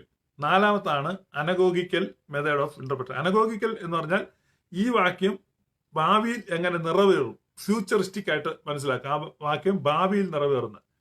അത് നമ്മൾ എസ്കറ്റോളജിക്കൽ ആയിട്ട് അതിനെ വ്യാഖ്യാനിക്കുക. അപ്പം 4 രീതിയുണ്ട്. ഒന്ന് ലിറ്ററൽ എന്ന് പറഞ്ഞാൽ ആക്ഷരികം. 2 ടൈപ്പോളജിക്കൽ എന്ന് പറഞ്ഞാൽ ആലങ്കാരികമായിട്ട് ഈ അല്ലെങ്കിൽ നിഴൽ പൊരുൾ വ്യാഖ്യാന സമ്പ്രദായമാണ്. മൂന്നാമത് ട്രോപ്പോളജിക്കലാണ്. ട്രോപ്പോളജിക്കൽ എന്ന് പറഞ്ഞാൽ ഒരു വാക്യത്തിലെ മോറൽ മെസ്സേജ്, മോറൽ എന്താണ് എന്ന് കാണുക. നാലാമത്തത് അനഗോഗിക്കൽ. അനഗോഗിക്കൽ എന്ന് പറഞ്ഞാൽ ആ വാക്യം എങ്ങനെ ഫ്യൂച്ചറിൽ നിറവേറാൻ പോകുന്നു എന്നുള്ളത്. ഇപ്പൊ നമുക്കൊരു ഉദാഹരണത്തിന് സങ്കീർത്തനങ്ങളുടെ പുസ്തകം 114 സങ്കീർത്തനങ്ങളുടെ പുസ്തകം 114 വായിച്ചാല് ഇസ്രായേൽ മിസ്രയീമിൽ നിന്നും യാക്കോബിൻ ഗൃഹം അന്യഭാഷയുള്ള ജാതിയുടെ ഇടയിൽ നിന്നും പുറപ്പെട്ടപ്പോൾ യഹൂദ അവന്റെ വിശുദ്ധ മന്ദിരവും ഇസ്രായേൽ അവന്റെ ആധിപത്യവും ആയിത്തീർന്നു. 114 സങ്കീർത്തനം 1-ാം വാക്യമാണ്. അപ്പൊ ഈ വാക്യം നമ്മൾ ലിറ്ററലായിട്ട് വ്യാഖ്യാനിക്കുകയാണെങ്കിൽ ഇസ്രായേൽ മിസ്രയീമിൽ നിന്നും യാക്കോബിൻ ഗൃഹം അന്യഭാഷയുള്ള ജാതിയുടെ ഇടയിൽ നിന്ന് പുറപ്പെട്ടപ്പോൾ യഹൂദ അവന്റെ വിശുദ്ധ യാക്കോബിൻ ഗൃഹം അന്യഭാഷയുള്ള ജാതിയുടെ ഇടയിൽ നിന്ന് പുറപ്പെട്ടു എന്ന് പറഞ്ഞാല് അവർ പെന്തക്കോസ്തുകാർ പറയുന്ന പോലെ അന്യഭാഷ പറഞ്ഞുകൊണ്ട് ഈ മിസ്രയീമിൽ നിൽക്കുകയാണെന്നല്ല അർത്ഥം. അദ്ദേഹം അനതല്ല, ഫോറിൻ ലാംഗ്വേജ് എന്നേ ഉള്ളൂ. അത് വേറൊരു ഭാഷ സംസാരിക്കുന്ന ആ ജനത്തിന്റെ ഇടയിൽ നിന്ന് എബ്രായ ഭാഷ സംസാരിക്കുന്ന ഈ ജനം പോകുന്നു എന്ന് അർത്ഥമുള്ളൂ. അപ്പൊ അന്യഭാഷ എന്ന് പറഞ്ഞാൽ മറ്റൊരു ഭാഷ. അപ്പൊ ഇസ്രായേൽ മിസ്രയീമിൽ നിന്നും യാക്കോബിൻ ഗൃഹം അന്യഭാഷയുള്ള ജാതിയുടെ ഇടയിൽ നിന്നും പുറപ്പെട്ടപ്പോൾ യഹൂദ അവന്റെ വിശുദ്ധ മന്ദിരവും ഇസ്രായേൽ അവന്റെ ആധിപത്യമായി തീർന്നു എന്ന് പറഞ്ഞാൽ ലിറ്ററലി വ്യാഖ്യാനിച്ചാൽ ഈ മോശയുടെ നേതൃത്വത്തിൽ ഇസ്രായേൽ മിസ്രയീമിൽ നിന്ന് പോകുന്ന കാര്യമാണ് അവിടെ പറയുന്നത്. അതാണ് അതിന്റെ ലിറ്ററൽ മീനിങ്. എന്നാല് അതിനെ നമ്മൾ നിഴൽപ്പൊരുൾ അല്ലെങ്കിൽ ആലങ്കാരിക വ്യാഖ്യാനം നടത്തിയാൽ ഇസ്രായേൽ മിസ്രയീമിൽ നിന്നും യാക്കോബിൻ ഗൃഹം അന്യഭാഷയുള്ള ജാതിയുടെ ഇടയിൽ നിന്നും പുറപ്പെട്ടപ്പോൾ എന്ന് പറഞ്ഞു കഴിഞ്ഞാൽ ഈ കർത്താവ് നമ്മുടെ റിഡംഷൻ പൂർത്തീകരിച്ചപ്പോൾ നമുക്കൊരു പുറപ്പാടുണ്ടാണ്, എക്സോഡസ്. അത് സ്പിരിച്വൽ എക്സോഡസ് ആണ്. അത് നമ്മളെ കർത്താവ് വീണ്ടെടുത്തു എന്നതിനോട് ബന്ധിപ്പിച്ച് നമുക്ക് അതിനെ ഗ്രഹിക്കാൻ കഴിയും. ഇനി നമ്മൾ ഇസ്രായേൽ മിസ്രയീമിൽ നിന്ന് പുറപ്പെട്ടപ്പോൾ യാക്കോബിൻ ഗൃഹം അന്യഭാഷയുള്ള ജാതിയുടെ ഇടയിൽ നിന്ന് പുറപ്പെട്ടപ്പോൾ ട്രോപ്പോളജിക്കലായിട്ട് അണ്ടർസ്റ്റാൻഡ് ചെയ്യുക. അതായത് നമ്മൾ ലിറ്ററലായിട്ട് അണ്ടർസ്റ്റാൻഡ് ചെയ്താൽ അന്ന് മോശയുടെ നേതൃത്വത്തിൽ അവർ പോകുന്നു എന്ന് മനസ്സിലാക്കും. ടൈപ്പോളജിക്കലായിട്ട് മനസ്സിലാക്കിയാൽ ക്രിസ്തു നമ്മെ വീണ്ടെടുത്തു, നമ്മളെ മിസ്രയീമിൽ നിന്ന് വിടുവിച്ചു എന്ന് നമ്മൾ മനസ്സിലാക്കും. എന്നാൽ ട്രോപ്പോളജിക്കലായിട്ട് മനസ്സിലാക്കിയാൽ ഇസ്രായേൽ മിസ്രയീമിൽ നിന്ന് പുറപ്പെട്ടപ്പോൾ എന്ന് പറഞ്ഞാൽ വിട്ടുപോരുവിൻ, അശുദ്ധമായതൊന്നും തുടരുത് അവരുടെ എന്ന് പറഞ്ഞാൽ നമ്മൾ ഈ ലോകത്തിൽ ധാർമ്മികതയിൽ നമ്മൾ അശുദ്ധിയിൽ നിന്ന്, പാപപ്രവർത്തികളിൽ നിന്ന്, മാലിന്യങ്ങളിൽ നിന്ന്, ദുഷിച്ച മുഖങ്ങളിൽ നിന്ന്, മലിനപ്പെട്ട മനോവികാരങ്ങളിൽ നിന്ന് നമ്മൾ നമ്മളെ തന്നെ സ്വതന്ത്രമാക്കുന്നു. നമ്മുടെ വിശുദ്ധീകരണം, നമ്മുടെ അനുദിന ജീവിതത്തിലെ വിശുദ്ധീകരണത്തെ കുറിച്ച് ആണ് ഈ വാക്യം പറയുന്നത്. അങ്ങനെ വേണം നമുക്ക് അണ്ടർസ്റ്റാൻഡ് ചെയ്യാം. പക്ഷേ that is tropological method of interpretation ആണ്. ആ വാക്യത്തെ ട്രോപ്പോളജിക്കലായിട്ട് മനസ്സിലാക്കുകയാണ്. ഇനി നമുക്ക് അതിനെ വേണമെങ്കിൽ അനഗോഗിക്കലായിട്ട് മനസ്സിലാക്കാം. ഈ സെയിം വാക്യത്തെ അനഗോഗിക്കലായിട്ട് മനസ്സിലാക്കുകയാണ്. ഇസ്രായേൽ മിസ്രയീമിൽ നിന്ന് യാക്കോബിൻ ഗൃഹം അന്യഭാഷയുള്ള ജാതിയുടെ ഇടയിൽ എന്ന് പറഞ്ഞു കഴിഞ്ഞാൽ കർത്താവിന്റെ മഹത്വ പ്രത്യക്ഷത, നമുക്കുണ്ടാകാൻ പോകുന്ന മഹത്വം എന്ന് പറഞ്ഞാൽ കർത്താവിന്റെ മടങ്ങി വരവ്, അവിടെ നമുക്കുണ്ടാകുന്ന പുറപ്പാട്, നമുക്കുണ്ടാകുന്ന രൂപാന്തരം, നമ്മുടെ താഴ്ചയുള്ള ശരീരം മഹത്വമുള്ള ശരീരത്തോട് അനുരൂപപ്പെടുന്നു. അപ്പൊ ഒരു എക്സാമ്പിളിന് ഒരു വാക്യം എടുത്തു, ആ വാക്യം തന്നെ ഈ 4 രീതി വ്യാഖ്യാനിക്കാം. ഇതുപോലെയാണ് ബൈബിളിൽ നമ്മൾ. പക്ഷേ ഏത് വാക്യത്തിന് ഏത് മെത്തേഡ് ഓഫ് ഇന്റർപ്രിട്ടേഷൻ വേണം, ഏതാണ് അവിടെ കൂടുതൽ യുക്തമാകുന്നത്? ചിലപ്പോൾ ഒരു വാക്യത്തിന് 2 ഇന്റർപ്രിട്ടേഷനും ഫിറ്റ് ആവും, ചിലപ്പോൾ ഒരു വാക്യത്തിന് 3 ഇന്റർപ്രിട്ടേഷൻ ഫിറ്റ് ആവും. അപ്പൊ ആ വാക്യത്തിന് 3 റിഫ്ലക്ഷൻ ഉണ്ട്, 3 രീതിയിൽ നമുക്ക് അതിന് മീനിങ് കിട്ടും. അതാണ് പറഞ്ഞത്. ഉത്തമഗീതത്തിൽ നമുക്ക് ടൈപ്പോളജി ആയിട്ട് ക്രിസ്തുവും നമ്മളുമായിട്ടുള്ള സ്നേഹബന്ധത്തെ, ദൈവവും നമ്മളുമായിട്ടുള്ള സ്നേഹബന്ധത്തെ മനസ്സിലാക്കുക. അതേസമയം തന്നെ വേറെ ഇപ്പൊ ES തോമസിനെ പോലെയൊക്കെയുള്ള ആളുകൾ അവരൊക്കെ പറയുന്നത് സ്ത്രീ പുരുഷ വിവാഹ ബന്ധത്തെ കുറിച്ചാണ്. അവർക്ക് അങ്ങനെ മനസ്സിലാക്കാം. അത് നമുക്കെതിരില്ല. പക്ഷെ ഒരർത്ഥം മാത്രമേ ഉള്ളൂ എന്ന് ശഠിക്കരുത്. ഒരു വാക്യത്തിന് തന്നെ 4 രീതിയിലും വ്യാഖ്യാനിക്കാൻ പറ്റുന്ന ഒരു എക്സാമ്പിളാണ് ഞാൻ പറഞ്ഞത്. അതുപോലെ ബൈബിളിലെ എല്ലാ വാക്യങ്ങൾക്കും ഒന്നിലേറെ രീതിയിൽ മനസ്സിലാക്കാൻ പറ്റും. ഇതാണ് ആദിമസഭ തിരുവെഴുത്തുകളെ കണ്ട രീതി, അതിനോട് സമീപിച്ചത് ആ രീതിയിലാണ്. അപ്പം കർത്താവ് വന്നിട്ട് ഈ സ്വർഗീയ വിത്തുകളെ പാകിയിട്ടാണ് പോയത്. അല്ലാതെ മുഴുവൻ ഇവിടെ സ്വർഗരാജ്യം ആക്കിയിട്ട് അല്ല പോയത്. സ്വർഗീയ വിത്തുകളാണ്. അതെന്ത് ചെയ്യാണ്? വെയിറ്റ് ചെയ്തുകൊണ്ടിരിക്കുകയാണ് കിളിർക്കാൻ. അതുകൊണ്ടാണ് ചർച്ചിന് മിഷൻ, സുവിശേഷം എന്തിനാണ് പറയേണ്ടത്? ചിലർ ചോദിക്കുന്നതാണ്. നമ്മൾ പ്രാർത്ഥിക്കേണ്ടത് എന്തിനാണ്? യൂണിവേഴ്സൽ റിസ്റ്റോറേഷൻ, റിഡംഷൻ, ഇത് നമ്മൾ പറഞ്ഞു കഴിയുമ്പോൾ അടുത്ത ചോദ്യം വരുന്നതാണ്, പ്രാർത്ഥിക്കുന്നത് എന്തിനാണ്? എന്നോട് ചോദിക്കുന്നുണ്ടോ നീ പ്രാർത്ഥിക്കണ്ട? കാരണം പ്രാർത്ഥന നിന്നെ സംബന്ധിച്ച് ഒരു ഭാരവും ബാധ്യതയും ഒരു മടുപ്പും വിരസതയും ഒക്കെ ആയിട്ടാണ് നിനക്ക് തോന്നുന്നത്. അങ്ങനെയുള്ള നീ പ്രാർത്ഥിക്കാതിരിക്കുകയാണ് നല്ലത്. എന്നാ പിന്നെ പാപം ചെയ്യാവോ? ചെയ്തോ, കാരണം നിനക്ക് മുട്ടി നിൽക്കുകയല്ലേ. ഈ രണ്ട് ചോദ്യമാണ് ആളുകൾ ചോദിക്കുന്നത്. നമ്മൾ യൂണിവേഴ്സൽ റിസ്റ്റോറേഷൻ, ദൈവത്തിന്റെ സ്നേഹത്തെക്കുറിച്ച് പറഞ്ഞാൽ അടുത്ത ചോദ്യമാണ്, എന്നാ പിന്നെ എന്തിനാ സുവിശേഷം അറിയിക്കുന്നത്? നീ അറിയിക്കേണ്ടതിനോട് ആരെങ്കിലും പറഞ്ഞു? അപ്പൊ ഇതെല്ലാം സ്നേഹത്തിൽ നിന്നാണ്, പവേർഡ് ബൈ ലവ് ആണ്. കാരണം യേശു കർത്താവ് ഈ ഭൂമിയിൽ വന്ന് വിത്തുകൾ മുഴുവൻ പാകിയിരിക്കുകയാണ്. ആ വിത്തുകൾ മുഴുവൻ കിളിർക്കും. ആ വിത്തുകൾ മുഴുവൻ കിളിർക്കുമ്പോൾ ഭൂമി സ്വർഗമായി മാറും. അൻറ്റിൽ then his church will continue praying, സ്വർഗസ്ഥനായ ഞങ്ങളുടെ പിതാവേ, അങ്ങയുടെ നാമം പൂജിതമാകണമേ, അങ്ങയുടെ രാജ്യം വരണമേ, അങ്ങയുടെ ഇഷ്ടം സ്വർഗത്തിലെ പോലെ ഭൂമിയിലുമാകണമേ. അപ്പം അതാണ് നമ്മളെ ഏൽപ്പിച്ചിരിക്കുന്ന ധർമ്മം, നമ്മളെ ഏൽപ്പിച്ചിരിക്കുന്ന മിഷൻ. അതാണ് സീസ് നോട്ട് പ്രേയിങ്. പ്രാർത്ഥന എന്ത് ചെയ്യരുത്? മുറിക്കരുത്, നമ്മൾ അവസാനിപ്പിക്കരുത്. അപ്പൊ നമ്മുടെ പ്രാർത്ഥനയ്ക്ക് തടസ്സം എന്ന് പറഞ്ഞാൽ, നമ്മുടെ പ്രാർത്ഥനയ്ക്ക് തടസ്സം നിൽക്കുന്ന ഏതാണ്? ജഡവികാരങ്ങളാണ്. ജഡത്തിന്റെ ആത്മാവോ ഒരുക്കമുള്ളത്, ജഡമോ ബലഹീനമത്ര. എന്നോടുകൂടെ ഉണർന്നിരുന്ന് പ്രാർത്ഥിപ്പീൻ. കർത്താവ് പറയാണ് ആരോടുകൂടെ? എന്നോട് കൂടെ ഉണർന്നിരുന്ന് പ്രാർത്ഥിപ്പീൻ. It is an eternal invitation, not a temporal invitation. അത് ഇറ്റേണൽ ഇൻവിറ്റേഷൻ ആണ്, നിത്യം നിലനിൽക്കുകയാണ്. പക്ഷേ they fail. Peter, John and James, പത്രോസും യോഹന്നാനും യാക്കോബും 3 പേരെ കൊണ്ട്, പക്ഷെ അവർ ഉറങ്ങിപ്പോയി. കർത്താവ് പറഞ്ഞു ആത്മാവ് ഒരുക്കമുള്ളത്, ജഡമോ ബലഹീനം. അപ്പൊ ജഡത്തിന്റെ ബലഹീനതയ്ക്ക് സാധിക്കാൻ പറ്റാത്തത് സാധിക്കേണ്ടതിന് ദൈവം പാപജഡത്തിന്റെ സാദൃശ്യത്തിൽ തന്റെ പുത്രനെ അയച്ചു. റോമാലേഖനം 3 പൗലോസ് പറയുകയാണ്. അപ്പൊ നമ്മുടെ ജഡത്തിന്റെ ബലഹീനതയാണ് നമുക്ക് പ്രാർത്ഥിക്കാൻ പറ്റാത്തത്, നമുക്ക് വേണ്ട വിധത്തിൽ പ്രാർത്ഥിക്കാൻ പറ്റാത്തത്. അപ്പൊ അവിടെയാണ് ഈ ജഡം വിട്ട് കഴിയുമ്പോൾ, ജഡത്തെ ഉപേക്ഷിച്ച് കഴിയുമ്പോൾ, ജഡത്തിന്റെ ബലഹീനത ഇല്ലാതെ എലിവേറ്റഡ് സ്റ്റേറ്റിലേക്ക് നമ്മുടെ സോൾ ട്രാൻസ്ഫർ ചെയ്യപ്പെടുമ്പോൾ നമ്മൾ കൂടുതൽ പ്രാർത്ഥിക്കും. വാങ്ങിപ്പോയ വിശുദ്ധന്മാർ പ്രാർത്ഥനയിൽ കർത്താവിനോട് കൂടിയിരിക്കണം. കർത്താവിന്റെ ഇൻവിറ്റേഷനാണ്, എന്നോടുകൂടെ പ്രാർത്ഥിക്കുവീൻ. എന്തിനാ പ്രാർത്ഥിക്കുന്നേ? ഈ ഭൂമിയെ സ്വർഗമാക്കി മാറ്റുവാൻ. നത്തിങ്. വേറൊന്നിനും വേണ്ടിയല്ല പ്രാർത്ഥിക്കുന്നത്. ഈ ഭൂമി കാരണം വിതയ്ക്കപ്പെട്ടിരിക്കുകയാണ്. ഈ അതിനെപ്പറ്റി യാക്കോബ് ബ്യൂട്ടിഫുൾ ആയിട്ട് പറയുന്നുണ്ട്. ഈ വാക്യം തപ്പിയെടുക്കുന്ന കേട്ടോ, ഇവിടെ എൻ്റെ നോട്ടൊന്നും കുറിച്ച് വെച്ചിട്ടില്ല, അതുകൊണ്ട് നിങ്ങളൊന്ന് പിടിച്ചിരുന്നോണം. അപ്പം യാക്കോബിന്റെ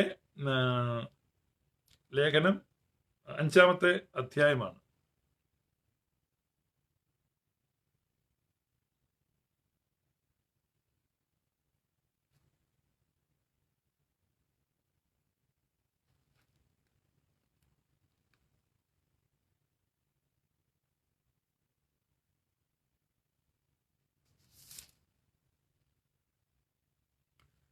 അവൻ വീണ്ടും പ്രാർത്ഥിച്ചപ്പോൾ ആകാശത്തു നിന്ന് മഴ പെയ്തു, ഭൂമിയിൽ ധാന്യം വിളഞ്ഞു.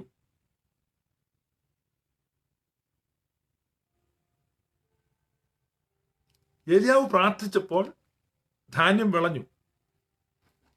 അത് ടൈപ്പോളജിയാണ് പ്രാർത്ഥനയുടെ. ഇപ്പൊ ഇതാണ് കർത്താവിന്റെ പ്രാർത്ഥന.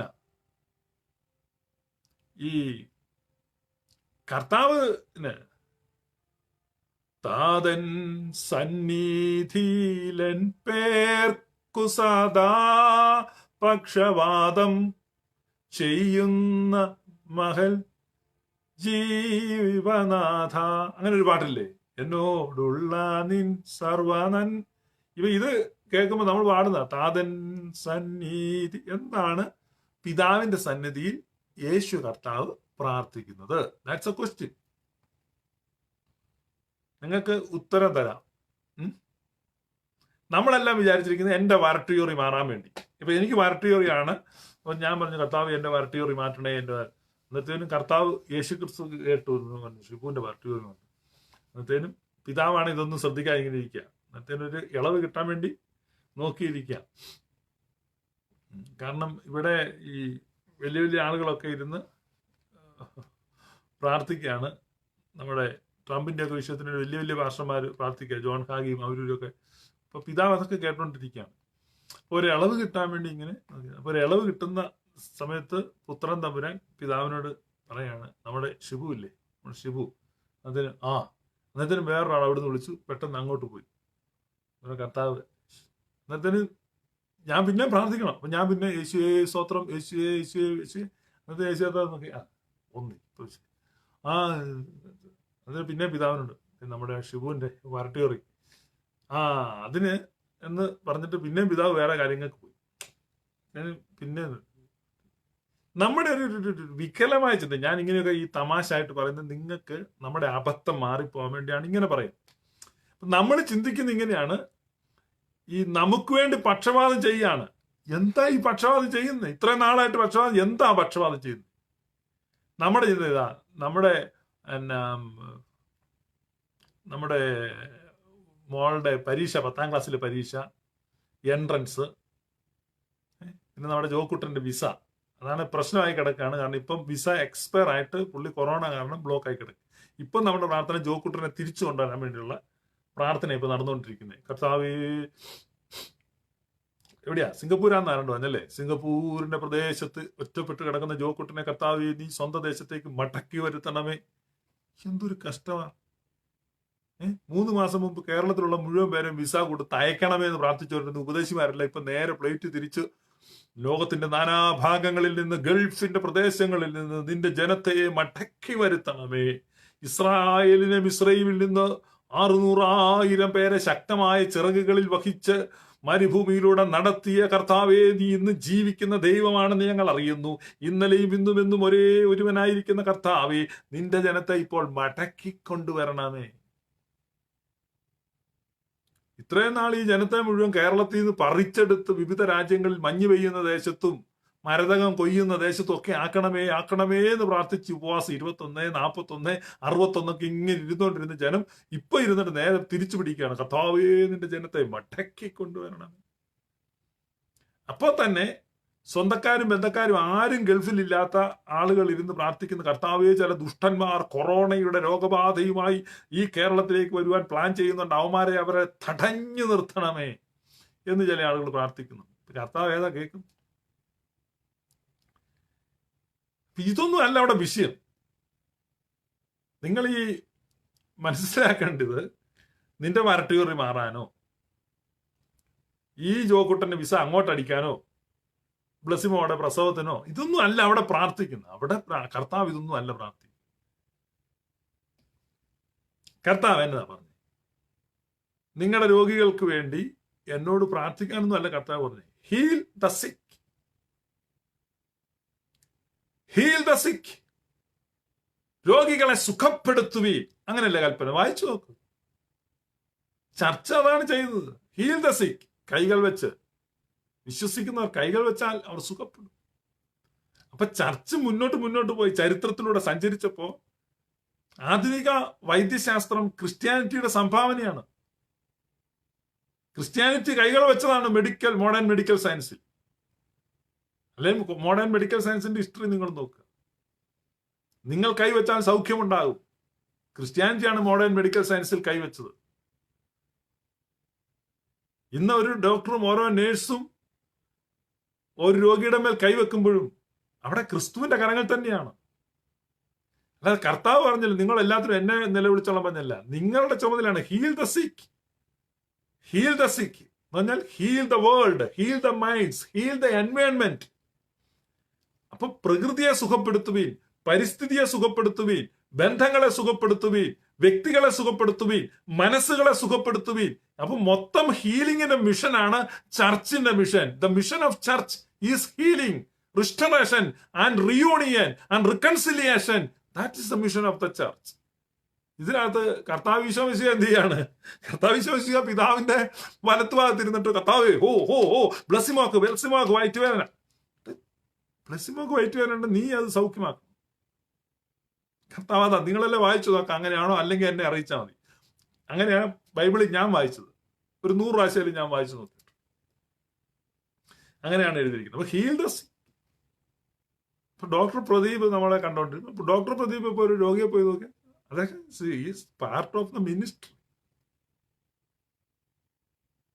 ഞരമ്പ് പിടിച്ചു നോക്കി, അല്ലെ കണ്ണിന്റെ വെച്ച് വിളർച്ച ഉണ്ടോ എന്ന് നോക്കി, അനീമിയ ഉണ്ടോ എന്ന് നോക്കി, അല്ലെങ്കിൽ പൾസ് നോക്കി, അല്ലെ പ്രഷർ നോക്കി, പനി നോക്കി. ക്രിസ്തുവിന്റെ കരങ്ങളാണ്. അതാണ്.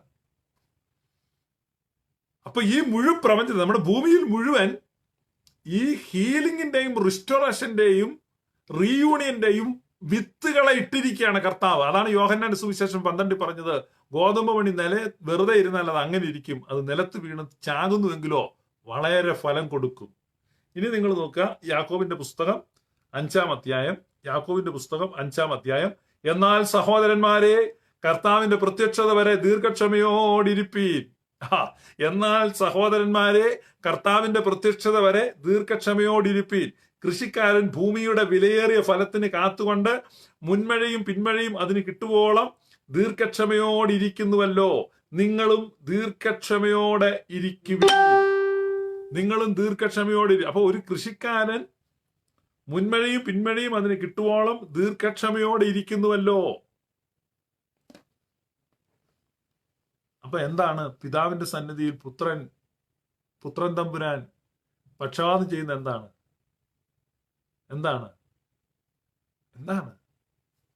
പിതാവ്? ആരാണ് പിതാവ്? കൃഷിക്കാരനാണ്. യേശു പറഞ്ഞു, എന്റെ പിതാവ് തോട്ടക്കാരനാണ്. അപ്പൊ ഈ ഭൂമിയിൽ മുഴുവൻ വിതച്ചിരിക്കുന്ന ഈ വിത്തുകൾ കിളിർത്ത് യൂണിവേഴ്സൽ റിസ്റ്റോറേഷന്റെ, യൂണിവേഴ്സൽ റിഡംഷന്റെ വിത്തുകൾ മുഴുവൻ പൂർണ്ണ ശക്തിയോടെ പൂർണ്ണതയിലേക്ക് വളരുവാൻ വേണ്ടിയാണ് അവർ വെയിറ്റ് ചെയ്തുകൊണ്ടിരിക്കുന്നത്. അപ്പോൾ ഒരു കൃഷിക്കാരൻ കാവൽമാടത്തിൽ ഇരുന്നിട്ട് തന്റെ കൃഷിഭൂമിയിലേക്ക് നോക്കിക്കൊണ്ടിരിക്കുന്നത് പോലെ പിതൃസുത പരിശുദ്ധാത്മാവായ ത്രിയേക ദൈവം. അപ്പൊ പിതാവിന്റെ സന്നിധിയിൽ പുത്രൻ തമ്പുരാൻ നമുക്ക് വേണ്ടി എന്ത് ചെയ്യാണ്? പിതാവിന്റെ സന്നിധിയിൽ പുത്രൻ തമ്പുരാൻ നമുക്ക് വേണ്ടി പക്ഷപാതം ചെയ്യുന്നു എന്ന് പറഞ്ഞാൽ അവൻ എന്ത് ചെയ്യാ? നമ്മൾ ഇവിടെ ഫലം വരുന്നത് നോക്കിക്കൊണ്ടിരിക്കുകയാണ്. പരിശുദ്ധ റൂഹ നമ്മെ ഹെൽപ്പ് ചെയ്തുകൊണ്ടിരിക്കുകയാണ്. പരിശുദ്ധ റൂഹയാണ് കാര്യസ്ഥൻ.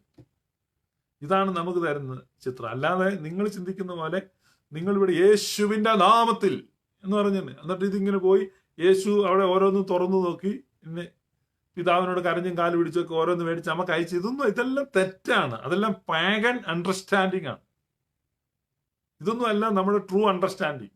Because we are the part of Trinity. ഇവിടെ സ്വർഗത്തിലെ പോലെ തന്നെ ഭൂമിയിൽ ദൈവഹിതം സംഭവിക്കുകയാണ്. അപ്പൊ സ്വർഗത്തിലും ഭൂമിയിലും ഒരുപോലെ ആകുന്ന ആ സന്ദർഭം, അതാണ് കാലസമ്പൂർണതയിലെ വ്യവസ്ഥ. സ്വർഗത്തിലും ഭൂമിയിലും ഉള്ളത് പിന്നെയും എന്തായിത്തീരും? പഴയതുപോലെ ഒന്നായിത്തീരും. എന്ന് പറഞ്ഞാൽ ഈ ഹിതങ്ങൾ തമ്മിലുള്ള പൊരുത്തക്കേട് മാറും. ഭൂമി സ്വർഗമായി മാറും. അവിടെ കുഞ്ഞാടിന്റെ കല്യാണം നടക്കും. അതിനെയാണ് കുഞ്ഞാടിന്റെ കല്യാണം എന്ന് പറയും.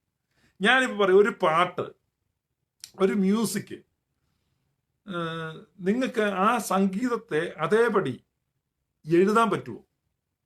അത് നിങ്ങളൊരു പാട്ട് കേട്ടു, ഒരു നല്ല വയലിൻ നാദമോ അല്ലെങ്കിൽ ഒരു വേണുനാദമോ അല്ലെങ്കിൽ സാക്സഫോണോ എന്തെങ്കിലും നിങ്ങളൊരു മ്യൂസിക് കേട്ടു. ആ മ്യൂസിക് കേൾക്കുമ്പോൾ നിങ്ങൾക്കുണ്ടാകുന്ന അനുഭൂതി, ആ അനുഭൂതിയെ നിങ്ങൾ പോകുന്ന വഴിക്ക്, നിങ്ങളൊരു വഴിയിൽ പോകുന്ന വഴിക്ക് ഒരു മ്യൂസിക് കേട്ടു. വീട്ടിൽ വന്നിട്ട് ഭാര്യയ്ക്ക് പറഞ്ഞു കൊടുക്കാൻ പറ്റും, എൻ്റെ ഇടയിൽ ഞാൻ പോകുന്ന വഴിക്ക് ഒരു മ്യൂസിക് കേട്ടു. എന്നിട്ട് ആ മ്യൂസിക് എന്താണെന്ന് ഭാര്യയ്ക്ക് പറഞ്ഞു കൊടുക്കാം, അല്ലെങ്കിൽ ഭാര്യയ്ക്കല്ല ഒരു കൂട്ടുകാരൻ ആർക്കെങ്കിലും പറഞ്ഞു കൊടുക്കാൻ നിങ്ങൾക്ക് പറ്റുമോ? എന്നാൽ നിങ്ങൾ ആ മ്യൂസിക് കേട്ടപ്പോൾ നിങ്ങൾക്കുണ്ടായ സന്തോഷവും ആനന്ദവും അല്ലെങ്കിൽ നിങ്ങൾക്കുണ്ടായ അനുഭൂതിയും അത്രയും തീവ്രതയോടെ ഈ കേൾക്കുന്നയാൾക്കുണ്ടാണ്. അതുപോലെ നിങ്ങൾക്ക് ഈ മ്യൂസിക്കിനെ അയാൾക്ക് പറഞ്ഞ് മനസ്സിലാക്കി കൊടുക്കാൻ പറ്റുമോ? നിങ്ങൾ കേട്ട മ്യൂസിക്കിനെ. ഞാനൊരു പ്രാവശ്യം കേട്ട 60 വയലിൻ ഒരുമിച്ച് വായിക്കുന്നത്, ഞാൻ എൻ്റെ ജീവിതത്തിൽ കേട്ട മ്യൂസിക്കിൽ ഏറ്റവും ഭയങ്കര ഒരു മ്യൂസിക്കാണ്. 60 വയലിനിസ്റ്റുകൾ ഒരുമിച്ച് വയലിൻ വായിക്കാണ്. ബാക്കി ഇൻസ്ട്രുമെന്റ്സ് എല്ലാം അതിനോട് ചേർന്ന് ഒരു ഭയങ്കര ഒരു സംഗീത വിരുന്ന്. അതെനിക്കിപ്പോ നിങ്ങൾക്ക് വർണ്ണിച്ചു തരാൻ പറ്റത്തില്ല. 60 വയലിൻ ഒരുമിച്ച് വായിക്കുകയാണ് അവർ. എന്തൊരു മ്യൂസിക് ആയിരുന്നു. സിംഫണി. ആ ഒരു സിംഫണി കേട്ടതിന്റെ ആ സിംഫണി കേട്ടത് ഒരിക്കലും അങ്ങനെ അപ്പോൾ എനിക്കുണ്ടാകുന്ന അനുഭൂതിയിൽ അതിനെയാണ് അവാച്യമായ അനുഭൂതി എന്ന് പറഞ്ഞാൽ. നമുക്ക് എഴുതി പിടിപ്പിക്കാനോ പറഞ്ഞു ഫലിപ്പിക്കാനോ പറ്റാത്ത അനുഭൂതി, അങ്ങനെ ഒരു അനുഭൂതി ഉണ്ടാകുക. അപ്പൊ ഈ അനുഭൂതി നമുക്ക് കുറച്ചൊക്കെ എന്ത് ചെയ്യാൻ പറ്റും, കൊണ്ടുവരാൻ പറ്റും. അപ്പൊ ഒരു ഹോൾനെസ്, അതിനാണ് ഈ ടൈപ്സ് കൊണ്ടുവരുന്നത്. ടൈപ്സ്. അപ്പൊ പറയും ഏകദേശം എന്താ, ഇത് ഇന്ന പോലെ ഒരു അത് പൊട്ടി വിടർന്നു വരുന്നത് പോലെ എന്നൊക്കെ നമ്മൾ ഉദാഹരണം പറയും. ഇതാണ് യേശു കർത്താവ് ഓരോ ഉപമയിലൂടെ നമ്മൾ, എന്ന് പറഞ്ഞാൽ ഇറ്റേണൽ ആയിട്ടുള്ളതിന്റെ, വി ആർ ഫൈനൈറ്റ് ബീയിങ്സ്. അപ്പം നമുക്ക് ലിമിറ്റേഷൻസ് ഉണ്ട്, നമ്മുടെ ഗ്രഹിക്കാനുള്ള കഴിവിന് പരിമിതിയുണ്ട്. കാരണം വി ആർ മോർട്ടൽസ്, നമ്മൾ ടൈം ബൗണ്ടഡ് ആണ്. ടൈമിന്റെ താഴെയാണ് നമ്മൾ നിൽക്കുന്നത്. ടൈമിന്റെ താഴെ നമ്മൾ നിൽക്കുന്നത് കൊണ്ട് നമുക്ക് ഗ്രഹിക്കാൻ കഴിയുന്നതിന് ഒരു പരിധിയുണ്ട്. ഗ്രഹിക്കാൻ കഴിയുന്നതിന് ഒരു പരിധിയുണ്ട്. അപ്പൊ അതുകൊണ്ട് നമുക്ക് ഈ ടൈപ്സ് കൊണ്ടെത്തരികയാണ്. ഈ ടൈപ്സിലൂടെ നമുക്ക് കുറച്ച് ഇറ്റേണൽ ആയിട്ടുള്ള കാര്യങ്ങൾ ഗ്രഹിക്കാൻ പറ്റും. നിത്യമായിട്ടുള്ള കാര്യങ്ങൾ കുറച്ച് ഗ്രഹിക്കാൻ ആണ് ഈ ടൈപ്സിനെ കൊണ്ട് പറയുന്നത്.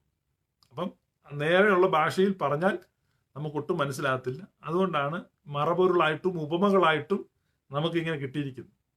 അപ്പൊ അതിന്റെ വ്യാഖ്യാനങ്ങൾ, അതാണ് മർമ്മങ്ങളായിട്ട് എന്ന് മിസ്റ്ററി എന്ന് പറയുന്നത്. അപ്പൊ മിസ്റ്ററി റിവീൽ ചെയ്യപ്പെടുമ്പോൾ നമ്മളിൽ അനുഭൂതി ഉണ്ടാവും.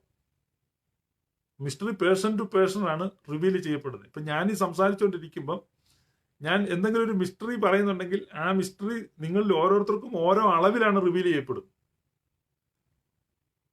അപ്പൊ ആ മിസ്റ്ററി എനിക്ക് റിവീൽ ചെയ്യപ്പെട്ടപ്പോൾ എനിക്കുണ്ടായ അതേ അനുഭൂതി നിങ്ങൾക്ക് ഉണ്ടാകുന്നില്ല. ഒരുപക്ഷെ എനിക്കുണ്ടായതിനേക്കാൾ താഴെ ആയിരിക്കും, അല്ലെങ്കിൽ എനിക്കുണ്ടായതിനേക്കാൾ 100 മടങ്ങ് അനുഭൂതി നിങ്ങൾക്കുണ്ടാകും.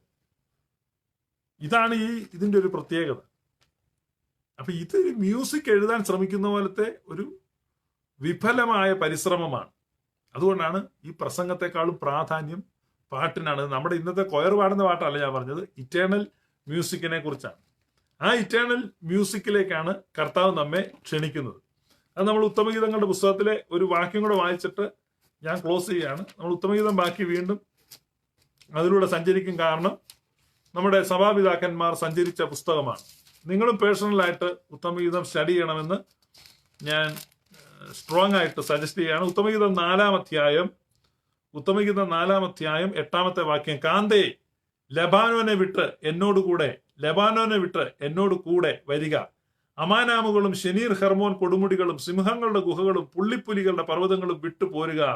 എന്റെ കാന്തേ, നീ എന്നോടുകൂടെ പോരുക. It's an invitation. ഉയരങ്ങളിലേക്കുള്ള ക്ഷണമാണ്. ഉയരങ്ങളിലേക്കുള്ള ക്ഷണം. ഇതേക്കുറിച്ച് യഹൂദ റബ്ബിമാര് ഈ വാക്യത്തെ വ്യാഖ്യാനിക്കുന്നത്,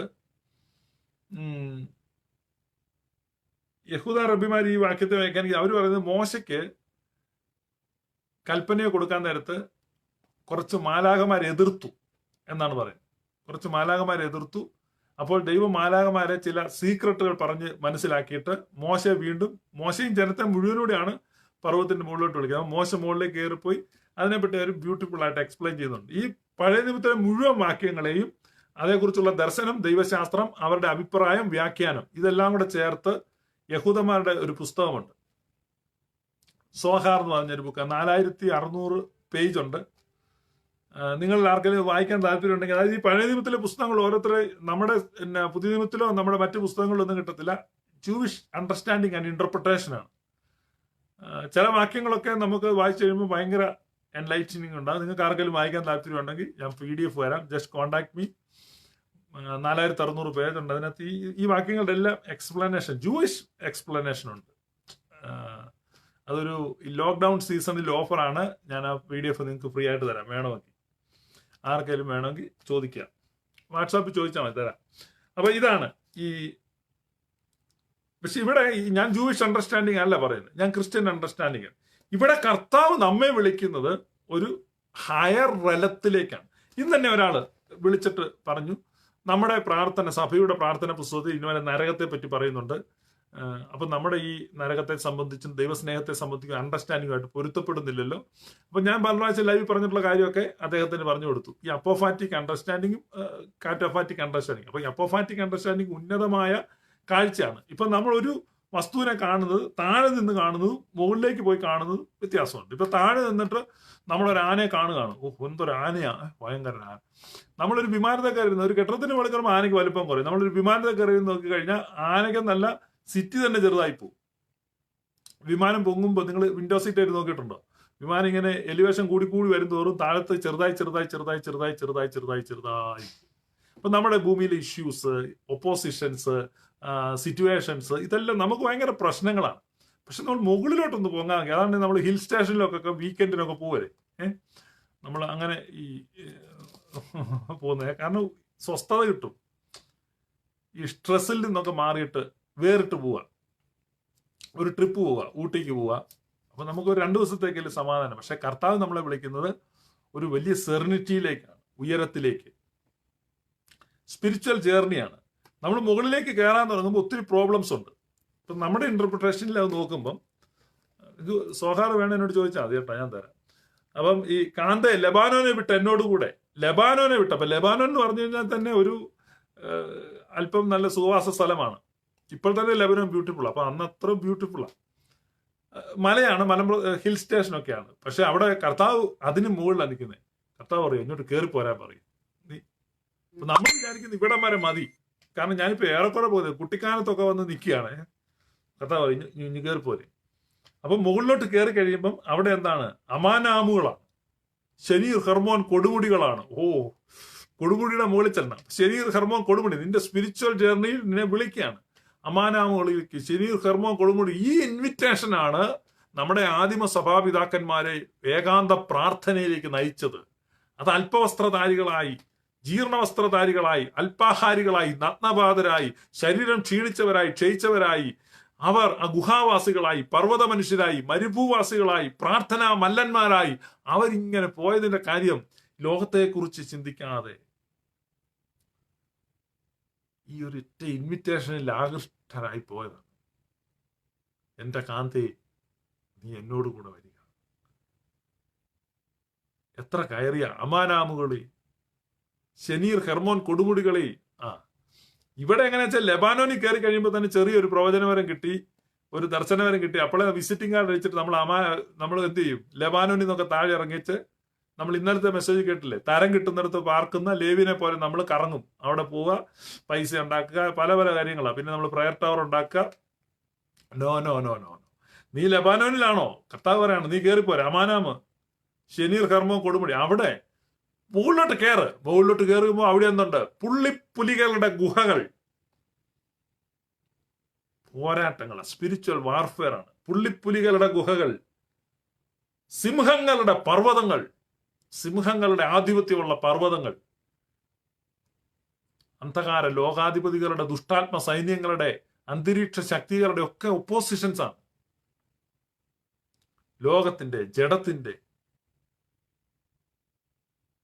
മുകളിലോട്ട് റിസ്ക് ആണ്. കർത്താവിന് മുകളിൽ എന്ന് പറഞ്ഞാൽ മതി. ഈ പുള്ളിപ്പുല്ലിയുടെ പർവ്വതങ്ങളുടെ ഒക്കെ ദാവീദ് ഒരു കാര്യം പറഞ്ഞു, ഞാൻ മരണനിഴൽ വീണ താഴ്വരയിൽ കൂടെ നടന്നാലും ഞാൻ ഒരു അനർത്ഥവും ഭയപ്പെടുകയും. മരണനിഴൽ വീണെന്ന് പറഞ്ഞു കഴിഞ്ഞാൽ അവിടെ ചെന്നായും ഭയനായും സിംഹവും ഒക്കെ ഉണ്ട്. എപ്പം വേണേലും ചാടി വീഴാം. കൊള്ളക്കാരുണ്ട്, കള്ളന്മാരുണ്ട്, പതിയിരിപ്പുകാരുണ്ട്, ചാരന്മാരുണ്ട്, ഒറ്റുകാരുണ്ട്, എല്ലാം ഉണ്ട്. റിസ്ക് ആണ്. അതിനല്ലേ മലയുടെ നിഴലുണ്ട്. നട്ടുച്ചയ്ക്ക് പോലും ആ വഴിയിൽ ഇരുട്ടാണ്. പക്ഷേ നീ എന്നോട് കൂടെ ഇരിക്കുന്നു. മുകളിൽ നിന്ന് കർത്താവ് വിളിക്കുക, കയറിപ്പോരെ. പുള്ളിപ്പുലികളുടെ പർവ്വതമുണ്ട് അവിടെ, പക്ഷെ കയറിപ്പോരെ. അതിന്റെ മുകളിൽ സിംഹങ്ങളുടെ ഗുഹയുണ്ട്, കയറിപ്പോരെ. ശനീർ ഹെർമോൻ കൊടുമുടി, കയറിപ്പോരെ. ഏറ്റവും ടോപ്പിലോട്ട് വാ. I will show you something greater, something more beautiful, something more fascinating. പിസ്കാ കൊടുമുടിയുടെ മുകളിലേക്ക് മോശ കയറി ചെന്നപ്പോൾ മോശ ദൈവം കാണിച്ചു, കണ്ടോ പാലും തേനും ഒഴുകുന്ന കനാൻ ദേശം കണ്ടോ? He's going to show you something greater. ദൈവം നമ്മോട് ഇടപെടണമെങ്കിൽ പർവ്വതത്തിന്റെ മുകളിൽ കയറണം. ദൈവം ആരോടൊക്കെ ഇടപെട്ടിട്ടുണ്ടോ അവരോടെല്ലാം പർവ്വതമോളി വെച്ച് ഇടപെട്ടെ.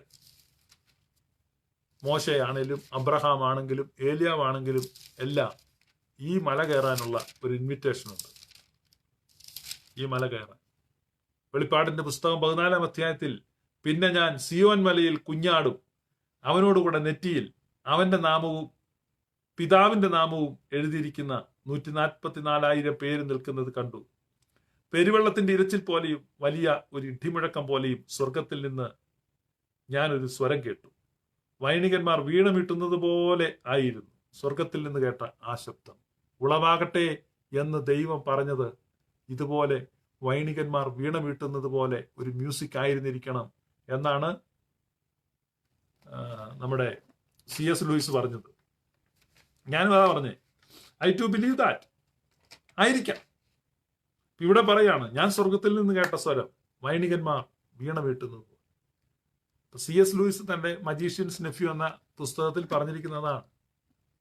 ദാറ്റ് മേ ബി മ്യൂസിക്, ഒരു സൗണ്ട്, മ്യൂസിക്കൽ സൗണ്ട് ആയിരിക്കും. ഇവിടെ അവർ സിംഹാസനത്തിന് 4 ജീവികൾക്കും മൂപ്പന്മാർക്കും മുമ്പാകെ ഒരു പാട്ട് പാടി. ഭൂമിയിൽ നിന്ന് വിലയ്ക്ക് വാങ്ങിയിരുന്ന 144,000 പേർക്കല്ലാതെ ആർക്കും ആ പാട്ട് പഠിപ്പാൻ കഴിഞ്ഞില്ല. The redeemed one, only the redeemed one, ഭൂമിയിൽ നിന്ന് വിലയ്ക്ക് വാങ്ങപ്പെട്ടവർ. അവരെവിടെ നിന്ന് ആ പാട്ട് പാടുന്നറിയോ? പർവ്വതത്തിന്റെ മുകളിൽ, സിയോൻ മലയിൽ. ആ ഇൻവിറ്റേഷനാണ്, കാന്തേ നീ ഇങ്ങോട്ട് കയറി വാ. പുള്ളിപ്പുലികളുടെ ഗുഹകളും സിംഹങ്ങളുടെ മടകളും അതിനെയൊക്കെ കടന്ന് ശനീർ ഹെർമോൻ കൊടുമുടികളും ലബാനോനും അമാനാമുകളും നിന്റെ കംഫർട്ട് സോണ്. ലബാനോൻ എന്ന് പറഞ്ഞാൽ മോസ്റ്റ് കംഫർട്ടബിൾ പ്ലേസ് ആണ്. ആ കംഫർട്ട് സോണിൽ നിന്ന് മുകളിലേക്ക് ശനീർ ഹെർമോൻ കൊടുമുടികൾ, അതിന്റെ മുകളിലേക്ക് പുള്ളിപ്പുലികളുടെ പർവ്വതങ്ങൾ, അത് മുകളിലേക്ക്, സിംഹങ്ങളുടെ ഗുഹകൾ മുകളിലേക്ക്, വീണ്ടും മുകളിലേക്ക്, മുകളിലേക്ക്, മുകളിലേക്ക്. അവിടെ I will teach you that song. I will teach you that song. I will teach you that song. What song? Let us sing a song of love. This is Katavi's invitation.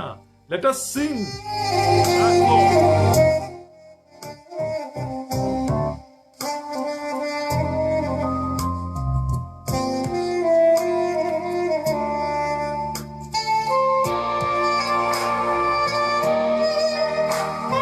Sajan പഠിക്കൽ എഴുതിയ ഒരു comment ഉണ്ട്.